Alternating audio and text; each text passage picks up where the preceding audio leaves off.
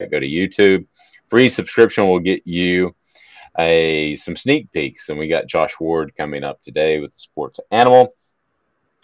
Today's tough question, Amanda LaFratta, which is our poll question, we'll post on the Twitter. Today's tough question is what? Besides Jeremy Pruitt, who is to blame for Jeremy Pruitt at Tennessee? Okay, I like that. Because if we put Jeremy Pruitt, it's going to be 85% Pruitt. Everyone's going to say, yeah, Jeremy Pruitt's to blame. But I have a different take on it. And so I feel like maybe we should go over the take before we put that poll question out, because then it could change some minds. You never know. Okay. Well, we'll wait on today's tough question. It is time to get to something that I wanted to talk about. Please subscribe and like this video if you do, because we talk Tennessee and SEC football constantly on this program. So let's get right to it.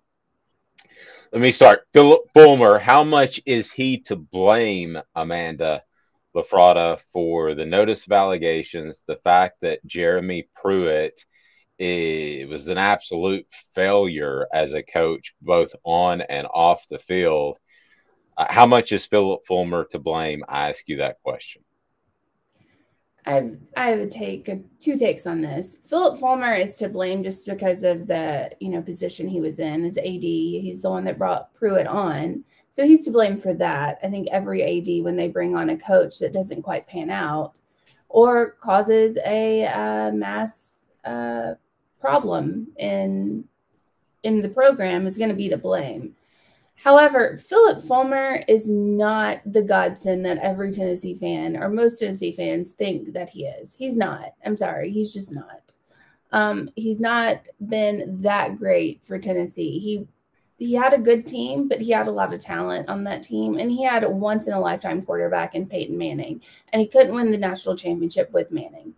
I know he came, like, T. Martin won it, and I understand all of that. But Philip Fulmer has not been just the best thing that's ever happened to Tennessee, and I feel like people need to just get off of that. Just get off of it. Well, now, in all fairness, though, a national title is a national title.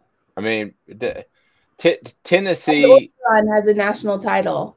Well, I mean, I understand that, and so does Les Miles. But, I mean, you can't just dismiss a national title. Tennessee fans would go through all that they have gone through to be able to get another national title. I believe they would.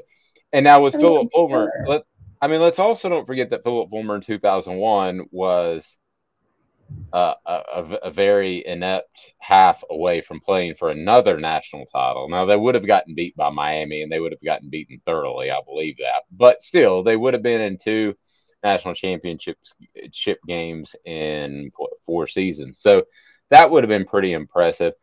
Now, I'll be the first to say that I think Philip Fulmer loves Tennessee. I think Philip Fulmer loves himself just a little bit more. Okay? And that's not the worst thing in the world. A lot of people are like that. Okay? But when he came back to Tennessee, I thought it was a lot about Philip Fulmer as much as it was about Tennessee. That being said, I don't blame, as we kind of formulate today's tough question, I don't blame Philip Fulmer as much because he was called. I blame the current administration. The other thing that I think we should put out there, too, as far as other than Pruitt, who do you blame for Pruitt, is the Tennessee fan base. I mean, you're looking at a Tennessee fan base that had a Greg Schiano, who, in retrospect, wouldn't have been a great hire. But let's face it. Tennessee fans didn't like him as a hire, so they brought in this Penn State stuff. That scared a lot of coaches. I was told coaching communities about Tennessee's fan base, and that's why they had to settle on Pruitt. Tennessee, very likely, their administration could have had Mike Leach. I think that via John. Yeah, I think that via John Curry was done. So I don't. Do we want to make the 3 that are most responsible, the fan base, and then the administration or Fulmer, I think that's kind of where we're settling. I would put that, you've got a fourth as I well. have a fourth. I have a take on this. Yes. Okay, so we'll post all four, but I lean towards the administration with a nod towards the fan base, because I never saw any at all proof that Greg Schiano was aware of the just horrible things that were going on at Penn State. Not saying he would have been a good hire, but that response and that viral response hurt you as Tennessee with other candidates. That's just a fact. So you've got a fourth. What's your fourth? I blame the NCAA. Just flat out, I blame the NCAA. I understand cheating is cheating, and I get that. But if we're going to look at the fan base for being so tough on coaches or being so, hard to coach for, if we're going to look at Philip Fulmer, if we're going to look at the administration, no, like single person out of any of that said, hey, it's okay to cheat. You're going to get away with it, to our knowledge. No one said that to Pruitt. The NCAA has done everything to show coaches and students and whoever that it's fine to cheat. Back then, before the NIL, it's fine. We're not going to go after you if you have something like what happened at Penn State. We'll go after you and then slap you on the wrist and send you on your way. North Carolina was the same thing. There's been countless times and many schools that have cheated or have been caught and had allegations who've gotten like a slap on the wrist.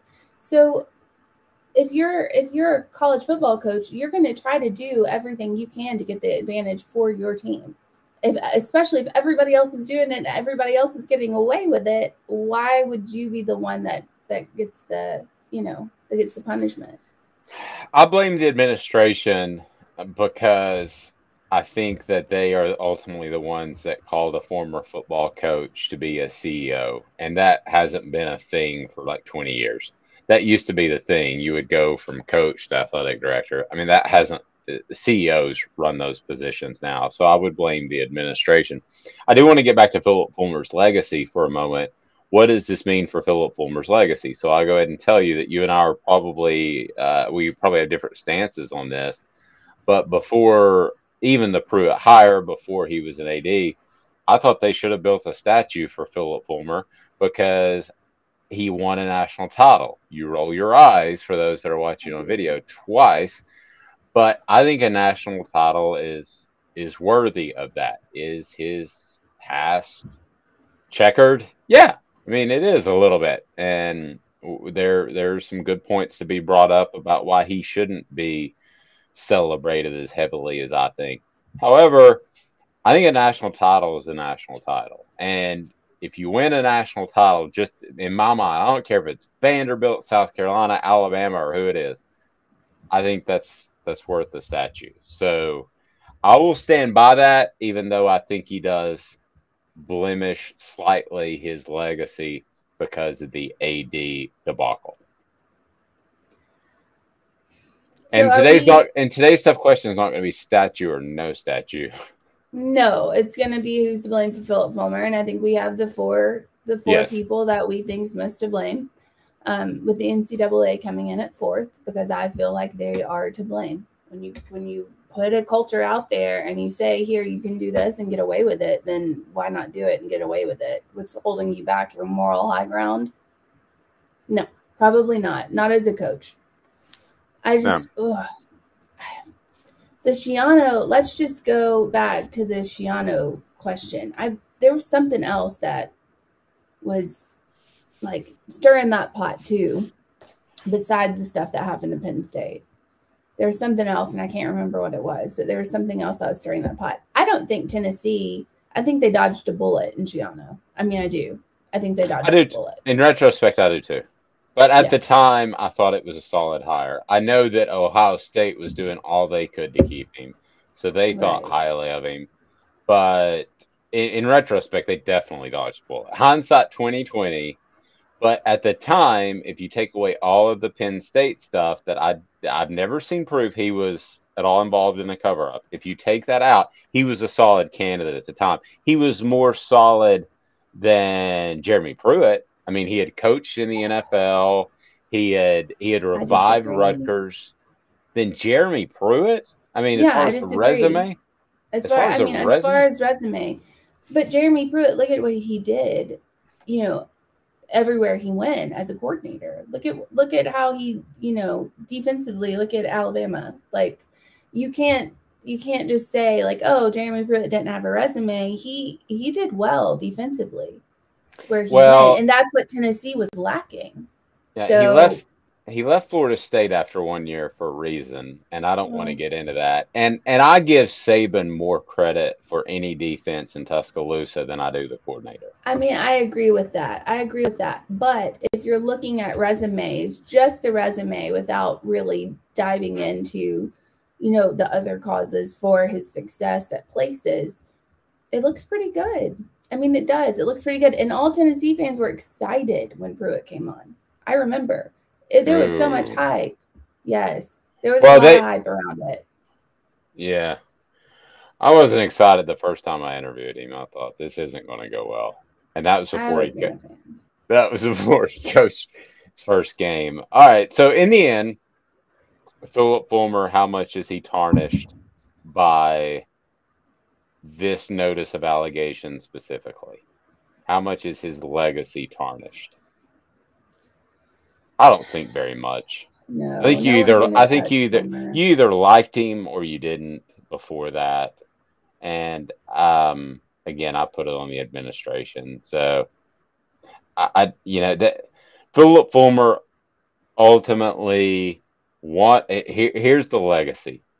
Was successful as a head coach, was aggressive to the point of maybe being nefarious to get the head coaching job at Tennessee. Won a national title, was competitive, got away from it.